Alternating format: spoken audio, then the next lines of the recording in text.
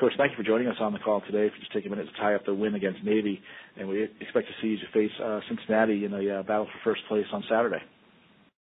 Yeah, just really good game in a hostile environment down at the Naval Academy. Our kids played together. They played really hard, offensively, defensively, and special teams complemented each other, and really fought back in the second half, to close that game out. And just the resilience that they've developed, I think that stood out, how close this team is, how they work together, even though we had some things that happened to us negatively. The way they responded was the big thing for me, going and finishing that thing out, again, in a hostile environment against a very good team. So I was really proud of the guys and the way they played, and also the coaching staff as well. We'll take questions for Coach Geoff Collins, please. Star 1 on your telephone keypad will put you in the queue, then the operator will introduce you. Our first question is from Mark Narducci with Philadelphia Inquirer Daily News. Hey, Mark. Good afternoon, Geoff. I was just wondering if there's any kind of update you can give us on Raquel Marstead. Yes, still day to day, he's much better. He was much better yesterday than he was when we went, down to Annapolis. So we'll just keep monitoring that. We all know what a great player Rock is. So we're just excited about his healthy return whenever that may be. Thank you. Our next question is from Donald Hunt with the Philadelphia Tribune. Please go ahead. Hey, Donald. Yes. Hey, Coach, how you doing?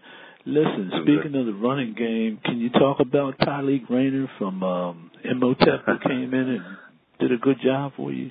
Sure, yeah. He's had two games where he's got to touch the ball, and, I'm excited about him. I think everybody in the city of Philadelphia is excited to finally see him on the field making plays.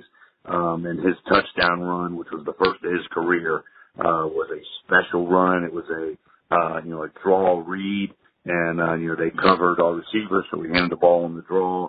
And then, Tyleek made a really nice run. I think he made 3 defenders miss on his way to the end zone, and our entire sideline went nuts because everybody in this organization loves him, pulling for him to have success.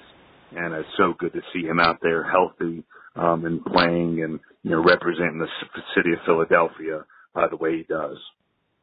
Yeah. And now he can run the football. Can he catch the ball coming out of the backfield? Because he looks like he's a guy that would bring some versatility to the offense too. Yeah, he's got some really good hands. He actually does a nice job sometimes when we put him in the slot, and then we'll motion back in the backfield, or we'll motion out of the backfield. Jagger Gardner had 2 catches, on Saturday, so he's another back out of the backfield that has some really good hands as well. So just really like the versatility of these guys and how they can complement each other. Okay, thanks a lot, Coach. Appreciate it. Yes, sir. Thank you. Our next question is from Sean Pastor with Owls Daily. Please go ahead. Hey, Sean. Hi, Geoff. Hey, Geoff. It's funny. You just brought up Jagger. One play that I thought really stood out on Saturday was the play where third quarter Russo got under, serious trouble, and he kind of just flipped it to Jagger, a little bit of an ad lib. It turned into like a 20-yard gain. And I wonder where you see, Anthony. It's the first time I really can recall at 5 starts where Russo really had to ad lib something under stress and made a nice play out of it. Where is he as an ad lib guy when the play breaks down? Yeah, well, I think, Anthony does a really nice job, reading the coverage, going from progression 1, 2, and 3, and then taking the check down. And, did that on that play. And, I thought Navy's defensive line was one of their big strong suits. So he got under pressure, stepped up into the pocket, and, just at the last second found the check down to Jagger. And then Jagger made something happen with the ball. So, really proud of how the whole series of events unfolded. But I just think, you're going to keep seeing Russo just getting better and better and better the more circumstances he's put under, in a game. And, he's playing really, really well right now. And with Cincinnati, so last year when you guys played them, Mike Warren was kind of in the mix, right? They had several running backs who were kind of sharing the ball. You saw a little bit of him. When you're looking at him on tape from what he's done this year, is it a progression? Is he just so dramatically, look better physically, or? Well, I think that their offensive line is doing a really nice job. They've got some really big guys. Might be the biggest offensive front we've seen since Boston College. So they got tremendous size and can get really good movement on the front four and up to the second level. But I think number 3 is running really, really hard. He's a big physical guy. He hits his landmarks. He trusts his reads.